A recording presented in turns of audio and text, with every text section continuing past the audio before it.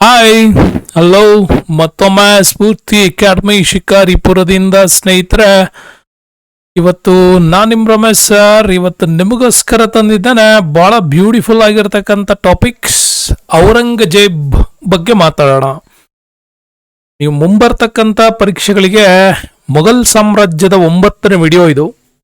8 ವಿಡಿಯೋಗಳ ಲಿಂಕ್ ಕೆಳಗಡೆ ಡಿಸ್ಕ್ರಿಪ್ಷನ್ಸ್ ಅಲ್ಲಿ ಇರುತ್ತೆ ನೋಡಿ. ಮುಂಬರ್ತಕ್ಕಂಥ KS ತಯಾರಿ ಮಾಡ್ತಾ ಇರೋರಿಗೆ ಮತ್ತೆ ವಿಲೇಜ್ ಅಕೌಂಟೆಂಟ್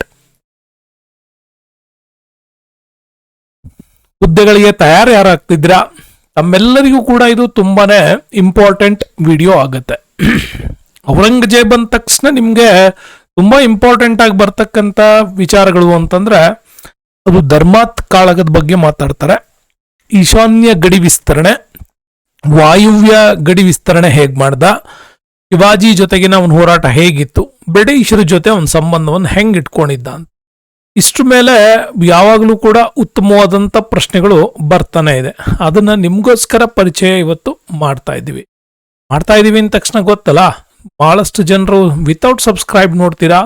ಹಾಗೆ ಮಾಡಬೇಡಿ. ಸ್ಫೂರ್ತಿ ಅಕಾಡೆಮಿಯ ಸಬ್ಸ್ಕ್ರಿಪ್ಷನ್ಸ್ ಇದೆ, ಸಬ್ಸ್ಕ್ರೈಬ್ ಮಾಡಿ, ಫ್ರೀ ಇದೆ, ಉಚಿತ ಇದೆ. ನಮಗೊಂದು ಇನ್ಸ್ಪೈರಿಂಗ್ ನಂಬರ್ ಇರ್ತದೆ ಅಷ್ಟೇ, ಇನ್ನೇನು ಇರಲ್ಲ. ಅಂತ ಅತ್ಯುತ್ತಮವಾಗಿರ್ತಕ್ಕಂತಹ ಈ ವಿಡಿಯೋ ಸರಣಿಯನ್ನ ತಾವು ಎಂಜಾಯ್ ಮಾಡ್ತಾ ಇದ್ದೀರಿ. ಜೊತೆಗೆ ಈ ಚಾನೆಲ್ನ ಬಿಗ್ಗೆಸ್ಟ್ ಡಿಜಿಟಲೈಸ್ ಮಾಡಬೇಕು ಅನ್ನೋದು ನಮ್ಮ ದೊಡ್ಡ ಹಂಬಲ.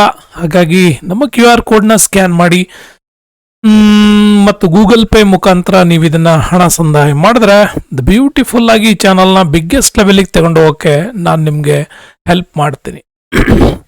ಬನ್ನಿ ಸ್ನೇಹಿತರೆ, ಔರಂಗಜೇಬನ ವಿಚಾರವಾಗಿ ನಾವು ಮಾತಾಡ್ತಾ ಹೋದ್ರೆ, ಔರಂಗಜೇಬ್ ಇವನನ್ನ ಜಿಂದಾ ಪೀರ್ ಅಂತ ಕೂಡ ಕರೀತಾರೆ. ಅಬ್ದುಲ್ ಮುಜಾಫರ್ ಮಹಿವುದ್ದೀನ್ ಮೊಹಮ್ಮದ್ ಔರಂಗಜೇಬ್ ಇವನ ಪೂರ್ಣ ಹೆಸರು. ಒಂದ್ ಕಡೆ ಹೇಳ್ತಾರೆ, ಮೊಘಲರ ಕಾಲದಲ್ಲಿ ಪರಿಪೂರ್ಣ ಇಸ್ಲಾಮಿಕ್ ಯುಗ ಯಾವಾಗಿತ್ತು ಅಂತಂದ್ರೆ ಅದು ಔರಂಗಜೇಬನ ಕಾಲಕ್ಕಿತ್ತು ಅಂತ ಕರೀತಾರೆ. ಸೊ ಈತನು ಕೂಡ ಅಷ್ಟೇ ಮುಮ್ತಾಜ್ ಮಹಲ್ ಮತ್ತು ಶಹಜಹಾನ್ಗೆ ಜನಿಸಿದಂತಹ ಮಗ. ಅದರಲ್ಲೂ ಕೂಡ ಈತ ಶಹಜಹಾನ್ಗೆ ನಾವು ನೋಡ್ತೀವಿ, ಮುಮ್ತಾಜ್ ಮಹಲ್ಲರಿಗೆ ಮತ್ತು ಶಹಜಹಾನ್ನ ಒಂದು ತಂದೆ ತಾಯಿಗೆ ಈತ 3ನೇ ಮಗ ಆಗಿದ್ದ. 3ನೇ ಮಗ ಕೂಡ ಆಗಿದ್ದ, ಅದು ನಿಮಗೆಲ್ಲ ಗೊತ್ತಿದೆ. ಮತ್ತು ಇವನಿಗೆ ಬಹಳ ಅತ್ಯುತ್ತಮವಾಗಿರ್ತಕ್ಕಂತಹ ಶಿಕ್ಷಣ ಮೊದಲಿಂದಲೂ ಕೂಡ ಇತ್ತು. ಮೀರ್ ಮೊಹಮ್ಮದ್ ಹಕೀಮ್ ಅಂತ ಬರ್ತಾರೆ, ನೆನಪಿಟ್ಕೊಳ್ಳಿ. ಬಹಳ ಒಳ್ಳೆ ಗುರುಗಳು ಆ ಕಾಲಕ್ಕೆ. ಓಕೆ, ಮೀರ್ ಮೊಹಮ್ಮದ್ ಹಕೀಮ್ ಅಂತ. ಸೊ ಇವರಿಂದಾಗಿನೇ ಅವನೊಬ್ಬ ಶುದ್ಧ ಇಸ್ಲಾಮಿಕ್ ವ್ಯಕ್ತಿಯಾಗಿ ಕನ್ವರ್ಟ್ ಆಗೋದಕ್ಕೆ ಸಾಧ್ಯ ಆಗಿದೆ. ಇವನಿಂದ ಆತ ಉತ್ತಮವಾದ ಶಿಕ್ಷಣವನ್ನ ಪಡಿತಾರೆ. ಸೈನಿಕ ಶಿಕ್ಷಣ ಸಿಗುತ್ತೆ. ಸೈನಿಕ ಶಿಕ್ಷಣದಲ್ಲಿ ಈತ ಒಂದು ಮದವೇರಿದ ಆನೆಯನ್ನ ಪಳಗಿಸಿದ ಅನ್ನೋ ಕಾರಣಕ್ಕಾಗಿ ಇವನಿಗೆ ಬಹದ್ದೂರ್ ಅನ್ನುವ ಬಿರುದು ಕೂಡ ಕೊಡಲಾಗಿತ್ತು. ಓಕೆ, ಹಾಗಾಗಿ ಮುಂದೆ ಈತ ದಿಲ್ರಾಸ್ ಬಾನು ಬೇಗಂ ಅವ್ರ ಜೊತೆ ವಿವಾಹವಾಗತ್ತೆ. ವಿವಾಹ ಆದ ನಂತರ ಮುಂದೆ ಇವನು ಕೂಡ ತನ್ನ ಒಂದು ಆಡಳಿತ ವ್ಯವಸ್ಥೆಗೆ ಬರಲಿಕ್ಕೆ ಎಲ್ಲ ರೀತಿಯ ಒಂದು ವ್ಯವಸ್ಥೆಯನ್ನ ಮಾಡ್ಕೊಳ್ತಾನೆ. ಸೊ ಇವನ ಮಕ್ಕಳು ಬಹಳಷ್ಟು ಜನ. ಅದರಲ್ಲಿ ನಮಗೆ ಇತಿಹಾಸ ದೃಷ್ಟಿಯಿಂದ ಇಂಪಾರ್ಟೆಂಟ್ 1ನೇ ಬಹದ್ದೂರ್ ಶಾ ಅಂದ್ರೆ ಔರಂಗಜೇಬ್ ನಂತರ. ಇವನು ಮರಣ ಹೊಂದಿದ್ದು ಅಹಮದಾಬಾದ್ ನಗರದಲ್ಲಿ. ಸೊ 1707 ಮಾರ್ಚ್ 3ರಂದು ಈತ ಮರಣ ಹೊಂತಾನೆ. ತಮ್ಗೆಲ್ಲ ಗೊತ್ತಿರುವಂತ ಒಂದು ವಿಚಾರ. ಇದಿಷ್ಟು ನಿಮ್ಗೆ ಬಹಳ ಇಂಪಾರ್ಟೆಂಟ್ ಆಗತ್ತೆ.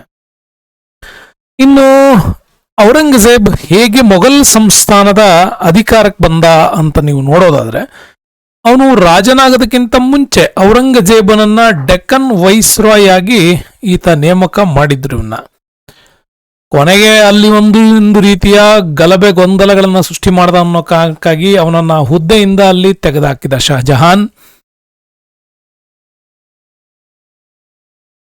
ನಂತರ ಅವನ್ನ ರಾಜ್ಯಾಡಳಿತದಿಂದಲೇ ಹೊರಗಿಟ್ಟಿದ್ದ. ಮುಂದೆ 1645ರಲ್ಲಿ ಪುನಃ ಗುಜರಾತ್ನ ಗವರ್ನರ್ ಆಗಿ ನೇಮಕ ಮಾಡ್ತಾನೆ. ಈ ಪ್ರದೇಶಕ್ಕೂ ಕೂಡ ಯಶಸ್ವಿಯಾಗಿ ಸ್ಥಿರತೆಯನ್ನ ಒದಗಿಸಿ ನಿರಂತರ ಧಾರ್ಮಿಕ ವಿವಾದಗಳು ಮತ್ತೆ ಇಲ್ಲಿ ಸೃಷ್ಟಿ ಮಾಡ್ದ. ಹಾಗಾಗಿ ಇಲ್ಲಿಂದನೂ ಕೂಡ ಅವನನ್ನ ಆತ ತೆಗೆದು ಹಾಕಿದ್ದ. ಇವೆಲ್ಲ ಆದ್ಮೇಲೆ ಇನ್ನೇನು ಕೊನೆಗೆ ಶಹಜಹಾನ್ನ ಅಂತಿಮದ ಕಾಲ ಅದು. ಆ ಅಂತಿಮ ಕಾಲದ ಸಂದರ್ಭದಲ್ಲೇ 1658ರಲ್ಲಿ ಧರ್ಮಾತ್ ಕಾಳಗ ಅಂತ ಕರೀತಾರೆ. ತಮೂಗರ್ ಕದನ ಅಂತ ಕರಿತೀವಿ. ತನ್ನ ಸಹೋದರರ ಜೊತೆಗಿನ ಹೋರಾಟ ಇದು. ನಿಮ್ಗೆ ಶಹಜಹಾನ್ನ ವಿಡಿಯೋ ನೋಡುವ ಕೊನೆಗೆ ಹೇಳಿದ್ದೀನಿ, ಶಹಜಹಾನ್ನ ಕೊನೆಯ ದಿನಗಳು ಅಂತ. ಈ ಧರ್ಮಾತ್ ಕಾಳದ ಬಗ್ಗೆ ಅಲ್ಲಿ ಹತ್ತಿರದ ಪ್ರದೇಶ ಸಮೂಗರ್ ಕದನ ಅಂತಲೂ ಕೂಡ ಕರೀತಾರೆ ಇದನ್ನ. ಮತ್ತೆ ಇನ್ನೂ ಕೆಲವು ಪುಸ್ತಕದಲ್ಲಿ ನಿಮ್ಗೆ ಬಹದ್ದೂರ್ ಗಢ ಅಂತ ಕೂಡ ಕರೀತಾರೆ. ಬಹದ್ದೂರ್ ಗಢ ಕದನ ಅಂತಲೂ ಕೂಡ ಕರೀತಾರೆ. ಎಲ್ಲ ಒಂದೇ ಇದು, ಧರ್ಮಾತ್ ಬಹದ್ದೂರ್ ಗಢ ಕದನ. ಸೊ ಈ ಕದನಗಳಲ್ಲಿ ಆತನ ಹೋರಾಟ ಮುಂದುವರ್ಕೊಂಡು ಬಂತು. ಕೊನೆಗೆ ತನ್ನ ಎಲ್ಲ ಸಹೋದರರನ್ನ ಆತ ಯುದ್ಧದಲ್ಲಿ ಸೋಲಿಸಿ ಆದ ನಂತರ ಆತ ಮೊದಲ ಬಾರಿ 1658ರಲ್ಲಿ ಆತ ಸಿಂಹಾಸನಾರೋಹಣ ನಡೆಯುತ್ತೆ. ಅಬ್ದುಲ್ ಮುಜಾಫರ್ ಮುಹಿಯುದ್ದೀನ್ ಮೊಹಮ್ಮದ್ ಬಹದ್ದೂರ್ ಆಲಂಗೀರ್ ಬಾದ್ಶಾ ಗಾಜಿ, ಇಷ್ಟುದ್ದದ ಬಿರುದು ಒಂದು ನೆನಪಿಟ್ಕೊಳ್ಳಿ. ಅಬ್ದುಲ್ ಮುಜಾಫರ್ ಮುಹಿಯುದ್ದೀನ್ ಮೊಹಮ್ಮದ್ ಬಹದ್ದೂರ್ ಆಲಂಗೀರ್ ಬಾದ್ಶಾ ಗಾಜಿ ಅನ್ನುವ ಬಿದರಿನೊಂದಿಗೆ ಈತ ಒಂದು ಸಿಂಹಾಸನಾರೋಹಣ ಮಾಡ್ಕೊಂಡ. ಅಷ್ಟಾದ್ರೂ ಕೂಡ ಮುಂದೆ ದಾರಾ ಮತ್ತು ಅವನ ಮಕ್ಕಳು ಕೂಡ ಪುನಃ ಇವನ ವಿರುದ್ಧ ದಂಗೆ ಏಳ್ತಾರೆ.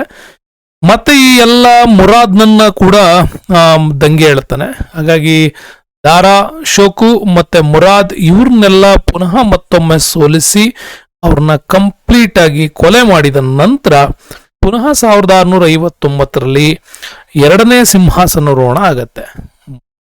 ಮೊಘಲರಲ್ಲಿ ಎರಡೆರಡು ಬಾರಿ ಸಿಂಹಾಸನಾರೋಹಣ ಮಾಡಿದಂತ ದೊರೆ ಯಾರು ಅಂತಂದ್ರೆ ಅದು ಔರಂಗಜೇಬ್.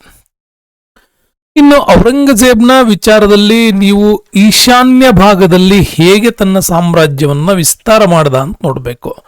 ಯಾಕೆ ಅಂತಂದ್ರೆ ಔರಂಗಜೇಬ್ ಭಾರತದಲ್ಲಿ ಮೊಘಲ್ ಸಂಸ್ಥಾನದ ಸುದೀರ್ಘವಾಗಿರ್ತಕ್ಕಂಥ ಸಾಮ್ರಾಜ್ಯವನ್ನ ಕಟ್ಟದವನವನು.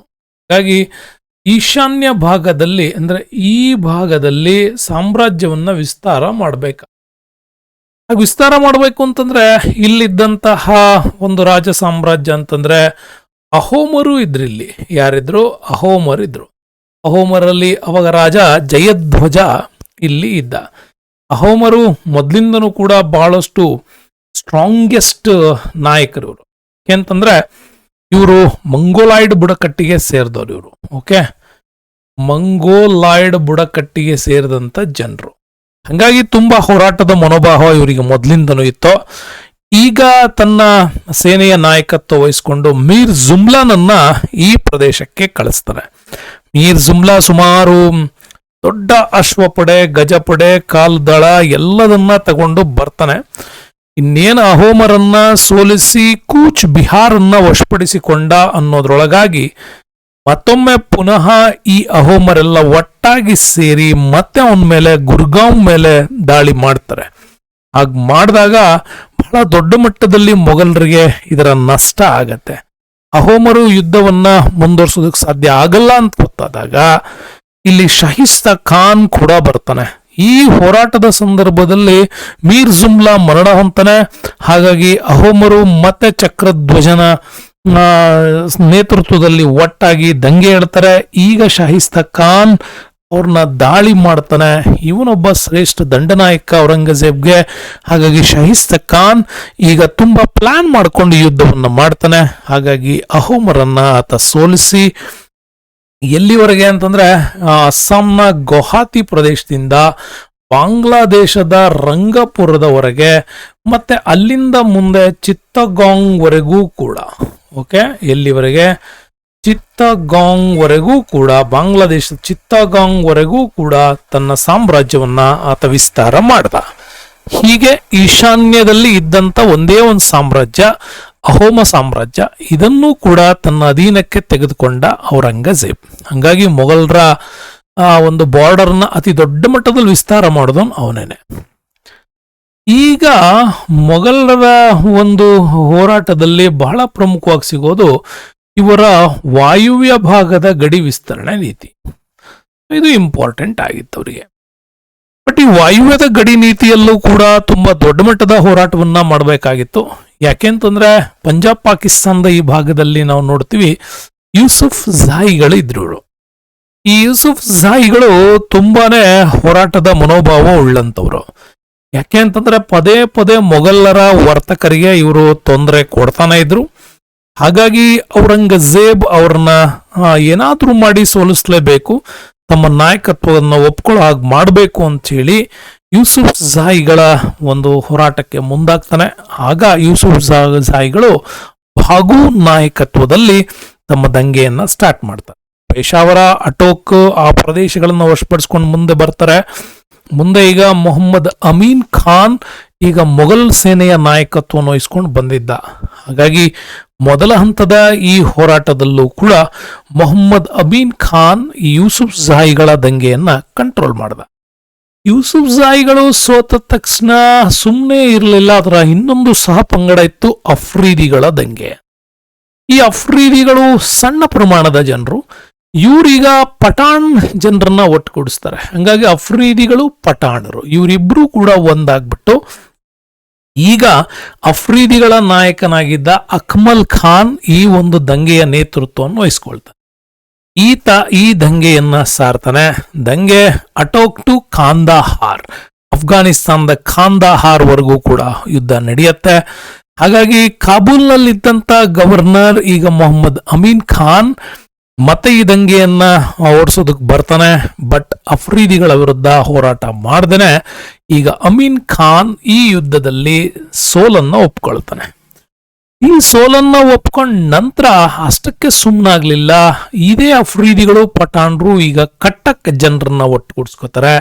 ಕಟಕ್ರಲ್ಲಿ ಖುಸ್ರು ಖಾನ್ ಆ ಕಟಕ್ ಜನರ ನಾಯಕತ್ವ ವಹಿಸ್ಕೊಂಡಿದ್ದ. ಹಂಗಾಗಿ ಈಗ ಅಕ್ಮಲ್ ಖಾನ್, ಖುಸ್ರು ಖಾನ್ ಮೂರು ಪಂಗಡಗಳು, ಅಫ್ರೀದಿಗಳು, ಪಠಾಣರು, ಕಟಕ್ ಜನಾಂಗ ಇವರೆಲ್ಲ ಒಟ್ಟಾಗಿ ಈಗ ಈ ದಂಗೆಯನ್ನ ಹೋರಾಟಕ್ಕೆ ಬರ್ತಾರೆ. ಬಟ್ ಈ ದಂಗೆಯನ್ನ ಈಗ ಮೊಹಬ್ಬತ್ ಖಾನ್ ಬಂದಿದ್ದ. ಸೊ ಈ ಮೊಹಬ್ಬತ್ ಖಾನ್ ಬಹಳ ದೊಡ್ಡ ಮಟ್ಟದಲ್ಲಿ ಸೇನೆಗೆ ಬರ್ತಾನೆ. ಬಟ್ ಅವನು ಕೂಡ ಈ ದಂಗೆಯಲ್ಲಿ ಸತ್ತೋಗ್ತಾನೆ. ಆತನು ಕೂಡ ಮರಣ ಹೊಂದ್ತಾನೆ.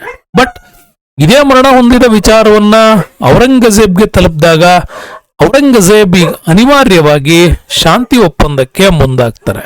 ಯಾಕೆ ಅಂತಂದ್ರೆ ಪರಿಸ್ಥಿತಿ ವಿಕೋಪಕ್ಕೆ ಹೋದ್ರೆ, ಖೈಬರ್ನ ಭಾಗಗಳು ತಪ್ಪು ಹೋದ್ರೆ ವಾಯುವ್ಯ ಭಾಗದ ತನ್ನ ಸಂಪರ್ಕ ಹದಗೆಡತ್ತೆ ಅನ್ನೋ ಕಾರಣಕ್ಕಾಗಿ ಇದನ್ನ ಆತ ಒಪ್ಕೊಳ್ತಾನೆ. ನೆನ್ಪಿಟ್ಕೊಳ್ಳಿ, 3 ಜನರಲ್ಲಿ ಯೂಸುಫ್ ಜಾಹಿಗಳು, ಅಫ್ರೀದಿಗಳು, ಪಠಾಣ್ರು, ಖಟಕ್ರು ಇವರಿಷ್ಟು ಮೊಘಲರ ವಿರುದ್ಧ ದಂಗೆಯನ್ನ ತಂದಿದ್ರು. ಅವಷ್ಟು ಮ್ಯಾಟರ್ ನಿಮಗೆ ತುಂಬಾ ಚೆನ್ನಾಗಿ ನೆನ್ಪಿಡ್ಬೇಕು. ಎಲ್ಲಿ ಬರ್ತಾರೆ ಯೂಸುಫ್ ಜಾಹಿಗಳು ಅಂತ ಹೇಳದೆ ನಿಮಗೆ ಅಲ್ವಾ. ಈ ಭಾರತದ ಈ ಭಾಗದಲ್ಲಿ ಯೂಸುಫ್ ಜಾಹಿಗಳು ಬರ್ತಾರೆ, ಪಠಾಣ್ರು ಬರ್ತಾರೆ, ಅಫ್ರೀದಿಗಳು ಬರ್ತಾರೆ, ಖಟಕ್ಗಳು ಬರ್ತಾರೆ. ಈ 4 ಜನರು ಕೂಡ ದಂಗೆಯನ್ನ ಮಾಡಿದ್ದಾರೆ. ಓಕೆ, ಸೊ ಇದು ನೆನ್ಪಿಟ್ಕೊಳ್ಳಿ, ಮೊಹಬ್ಬತ್ ಖಾನ್ ಮತ್ತೆ ಅಮೀನ್ ಖಾನ್. ನೆಕ್ಸ್ಟ್ ಬರ್ತೀವಿ ರಜಪೂತರ ಜೊತೆಗಿನ ಹೋರಾಟಗಳು.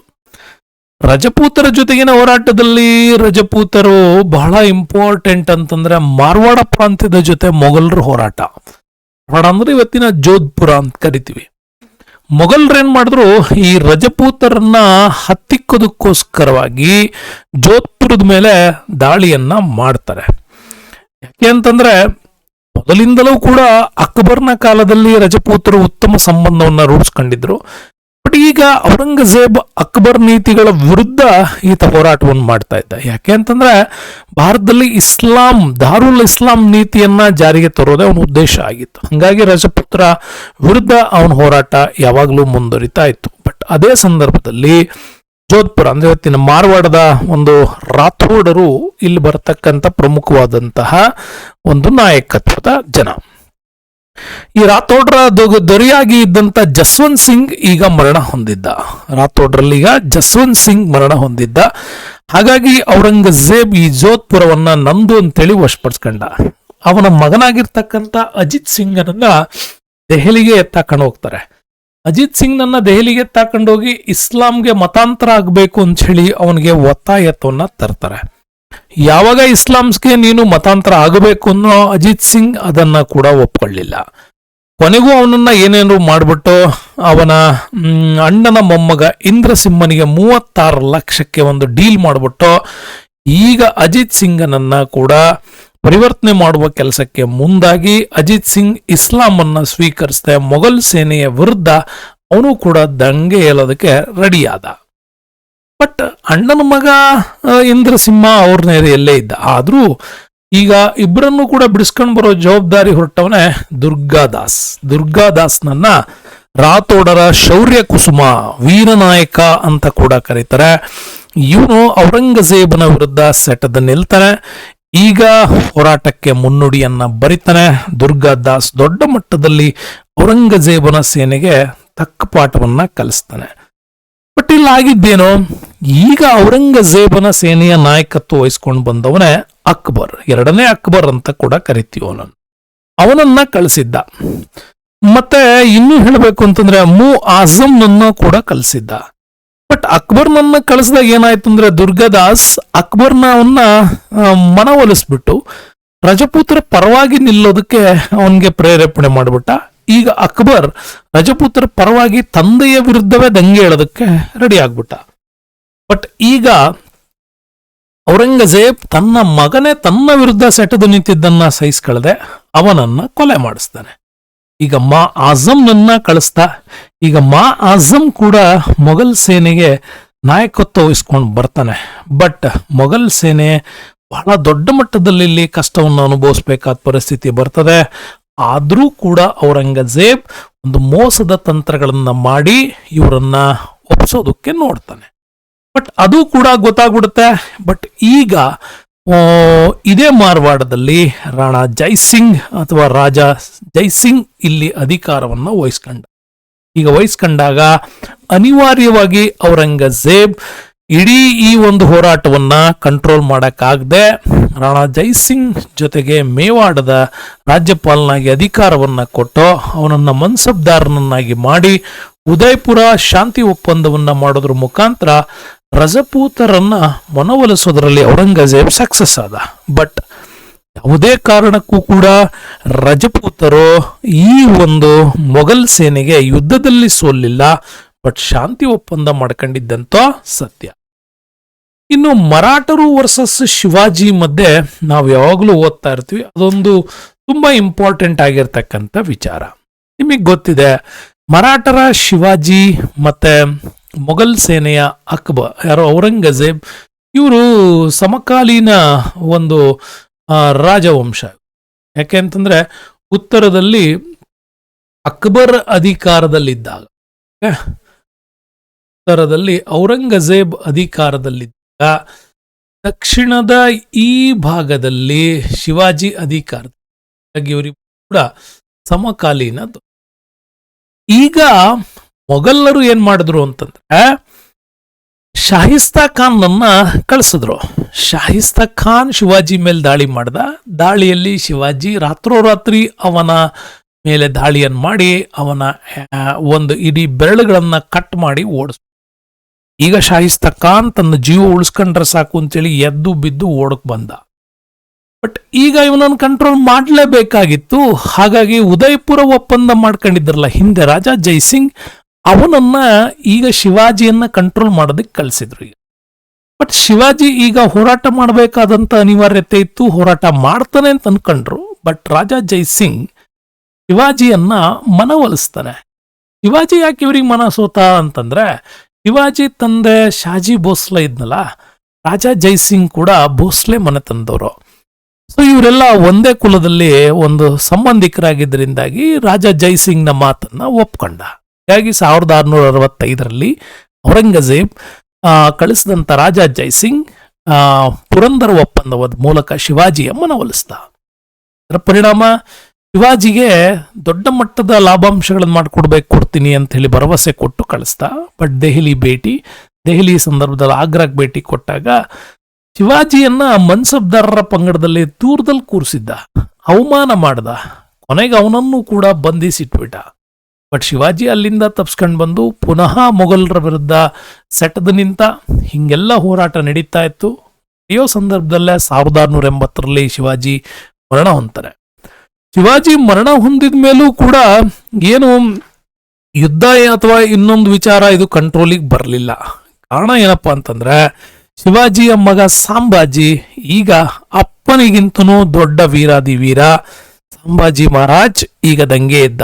ಸೊ ಈ ದಂಗೆಯನ್ನು ಕೂಡ ಔರಂಗಜೇಬ್ ಒಂದು ರೀತಿಯಲ್ಲಿ ಕಂಟ್ರೋಲ್ ಮಾಡಿ ಅವನನ್ನ ಬಂಧಿಸಿ ತೆಗೆದುಕೊಂಡೋಗಿ ಮರಣದಂಡನೆ ಶಿಕ್ಷೆಯನ್ನು ವಿಧಿಸಿ ತಂದು ಬಿಸಾಡ್ದ. ಸೊ ಏನೇ ಆದ್ರೂ ಕೂಡ ಸಂಭಾಜಿಯ ಮಗ ಸಾಹು ಮಹಾರಾಜ್ ಅವ್ರನ್ನ ಇಲ್ಲಿ ಅರೆಸ್ಟ್ ಮಾಡ್ದ ಮತ್ತು ಅವನನ್ನು ಕೂಡ ಮತಾಂತರ ಮಾಡೋದಕ್ಕೆ ಕೇಳ್ದ. ಬಟ್ ಇದೇ ಸಂದರ್ಭದಲ್ಲಿ ರಾಜಾರಾಮ್ ರಾಜಾರಾಮ್ ಮತ್ತೆ ಅವನ ಹೆಂಡತಿ ತಾರಾಬಾಯಿ ಕೂಡ ಹೋರಾಟವನ್ನ ಮುಂದುವರಿಸಿದ್ರು.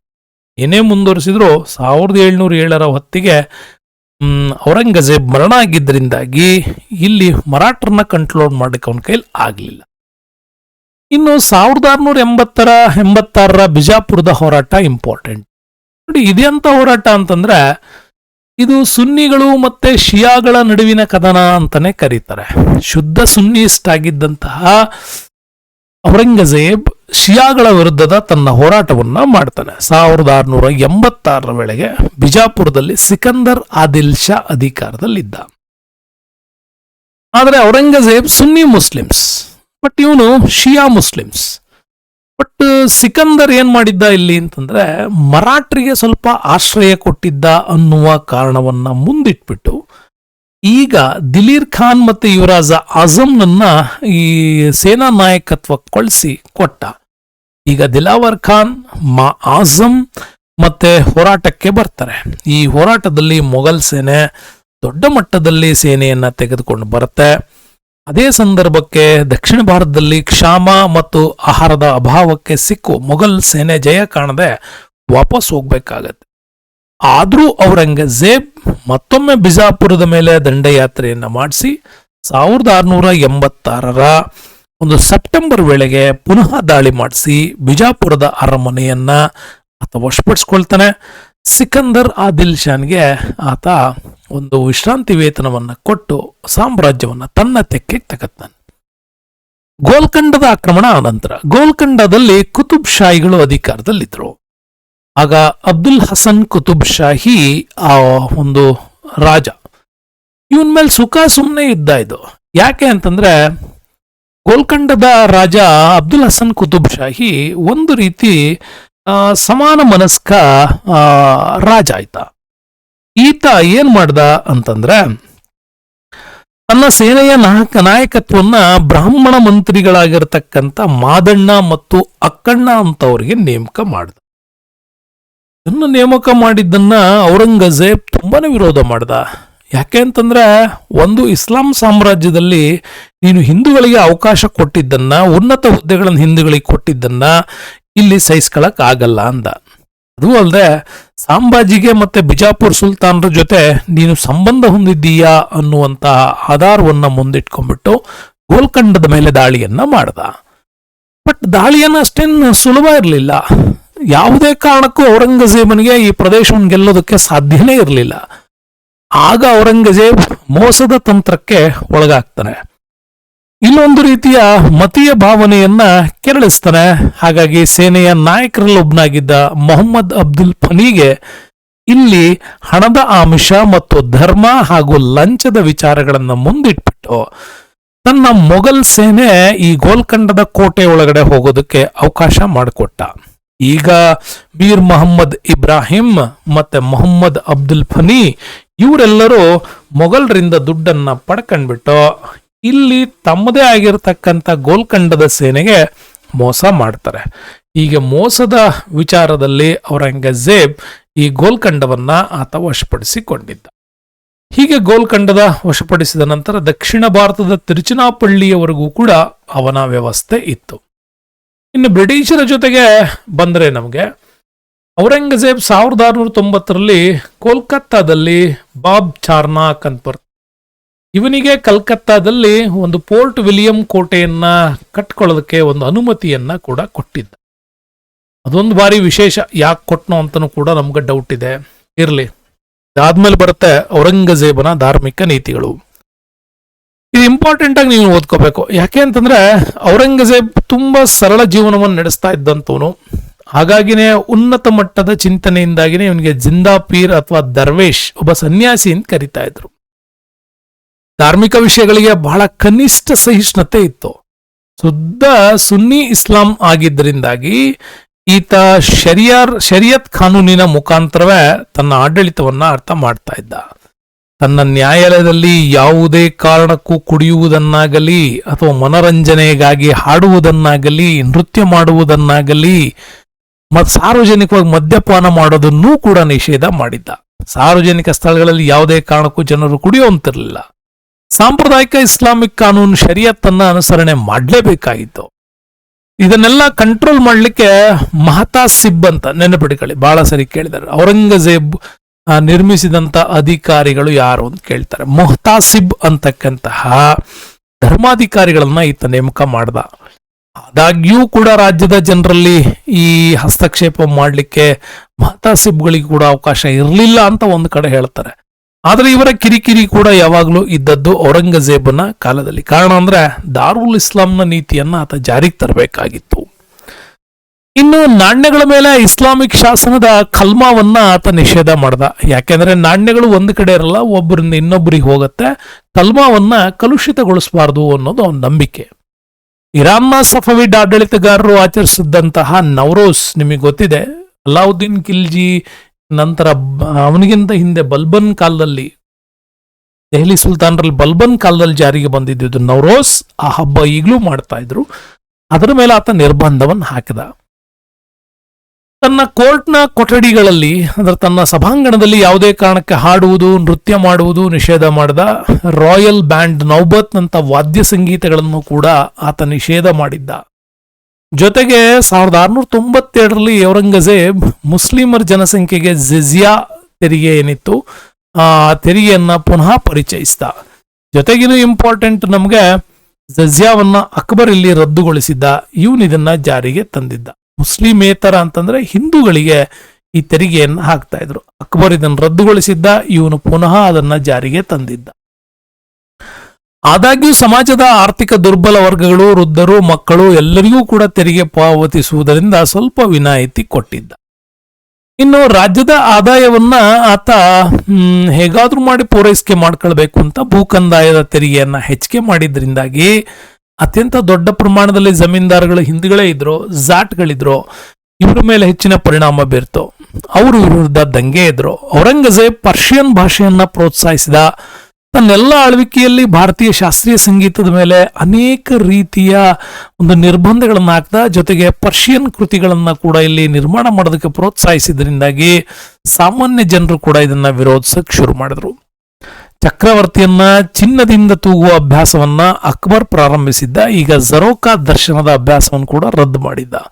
ನಾವೇನ್ ಮಾತಾಡ್ತೀವಿ, ಜರೋಕಾ ಈ ದರ್ಶನ್ ಒಬ್ಬ ಮಿನಿಸ್ಟರ್, ಒಬ್ಬ ಮಂತ್ರಿ, ಒಬ್ಬ ರಾಜ ಜನರ ಸಮಸ್ಯೆಗಳನ್ನ ಕೇಳುವಂಥದ್ದು. ಇದು ಜರೋಕಾ ದರ್ಶನ್ ಅಂತ. ಈಗೇನು ನಾವು ಜನತಾ ದರ್ಶನ್ ಅಂತ ಕರಿತೀವಲ್ಲ ಅದೇನೆ.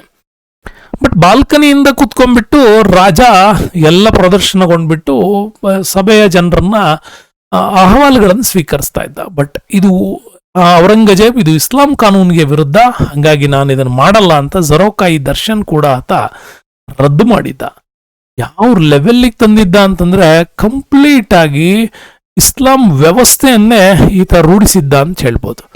ಹಳೆ ಪೂಜಾ ದೇವಸ್ಥಾನಗಳು, ಮನೆಗಳ ನವೀಕರಣವನ್ನ ವಿರೋಧ ಮಾಡ್ದ.